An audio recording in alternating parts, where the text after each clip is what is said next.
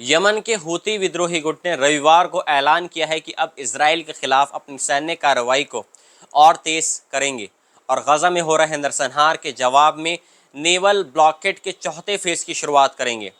इस फेज में हूतियों ने स्पष्ट कर दिया है कि अब उन सभी जहाज़ों को निशाना बनाएंगे जो किसी भी रूप में इजरायली बंदरगाहों से जुड़े हुए हैं, चाहे वे जहाज़ किसी भी देश के क्यों ना हो। हूती सेनाओं ने चेतावनी दी कि अगर किसी जहाज़ का इजराइल से कोई भी बिजनेस से रिलेटेड कोई भी संबंध हुआ, वे उनके ड्रोन या मिसाइलों की पहुंच में होने पर हमला ज़रूर करेंगे। उन्होंने सभी कंपनियों से कहा है कि वे इजरायली बंदरगाहों से अपना लेन देन तुरंत बंद कर दें, नहीं तो परिणाम भुगतने के लिए वो तैयार रहें।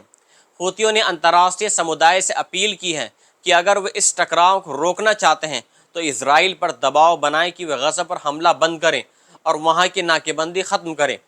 इस बीच इजरायली नौसेना ने शनिवार रात गजा जा रही मदद वाली जहाज़ यानी हंदाला को जब्त कर लिया।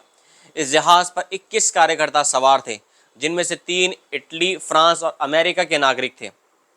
जब्त करने के बाद में इस जहाज़ को इसराइल के अशदूद बंदरगाह पर ले जाया गया है, जहां पर 3 कार्यकर्ताओं ने इस बात पर रजामंदी दिखाई है कि वो इसराइल से बाहर निकलना चाहते हैं और इस चीज़ पर उन्होंने हामी भी भर दी है। बाकियों में से 15 कार्यकर्ताओं ने निर्वासन के कागजों पर साइन करने से मना कर दिया है और अब वे इसराइल की हिरासत में हैं। इनमें Austria, Spain, टूनीशिया, France, America, Norway, Italy और यूके के नागरिक शामिल हैं। अदाला नामक इजरायली कानूनी संगठन ने बताया है कि हिरासत में लिए गए 17 कार्यकर्ताओं की स्थिति अभी स्थिर है। 2 अमेरिकी इजरायली नागरिकों को पूछताछ के बाद रिहा कर दिया गया है, जबकि 4 कार्यकर्ताओं से अब तक संपर्क नहीं हो पाया है, जिनमें एक पत्रकार और एक कैमरामैन भी शामिल है। फ्रीडम फ्लोटिलिया कॉलिशन द्वारा भेजी गई ये सहायता नौका इटली से चली थी और उसका मकसद गजा की महीनों पुरानी नाकेबंदी को तोड़ना था।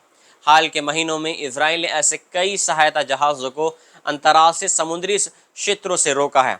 गजा के स्वास्थ्य मंत्रालय के अनुसार अक्टूबर 2023 से अब तक 133 लोग भूख के कारण जान गंवा चुके हैं, जिनमें 87 बच्चे हैं। मिस्र की ओर से रफा बॉर्डर के जरिए सहायता पहुंचाने की कोशिश की जा रही है। सोमवार को लगातार दूसरे दिन मिस्र के ट्रक कैरम शाओम क्रॉसिंग के जरिए गजा में सहायता पहुंचाएंगे। इनमें सबसे अधिक मात्रा में आटा, खाने पीने की चीज़ें और ज़रूरी उपकरण शामिल हैं। मिस्र के रेड क्रिसेंट द्वारा संचालित इस काफिले में 100 से अधिक ट्रक हैं, जो 1200 टन से ज़्यादा खाद्य सामग्री लेकर आए हैं। हालांकि